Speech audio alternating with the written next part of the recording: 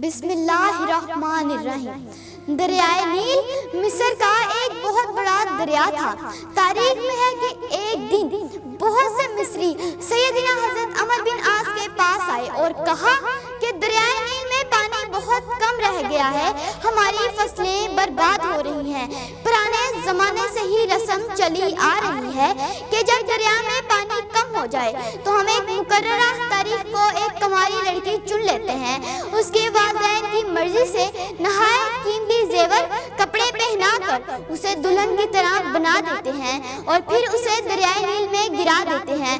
اس طرح دریا میں پانی چڑھ جاتا ہے اور آس پاس کے علاقے سیراب ہو جاتے ہیں۔ اگر آپ اجازت دیں تو ہم یہ رسم ادا کریں۔ سیدنا حضرت عمر بن عاص نے کہا، یہ تو بڑی ظالمانہ رسم ہے۔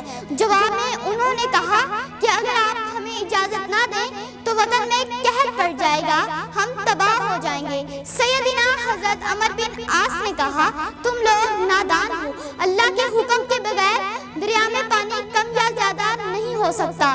اسلام ایسی فضول رسموں کو مٹانے آیا ہے۔ میں تمہیں بے قصور لڑکی پر ظلم کرنے کی اجازت نہیں دوں گا۔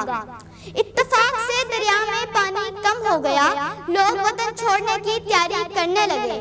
سیدنا حضرت عمر بن عاص نے سارا قصہ حضرت عمر رضی اللہ عنہ کو لکھ بھیجا۔ انہوں نے جواب لکھا، الحمدللہ آپ نے مصریوں کو بالکل ٹھیک جواب دیا ہے، اسلام واقعی ہی ایسی فضول رسموں کو مٹانے آیا ہے۔ میں خط بھیج رہا ہوں، اسے دریائے نیل میں گرا دینا۔ سیدنا حضرت عمر بن عاص نے خط کو دریا میں ڈالنے سے پہلے اس کی عبارت پڑھی۔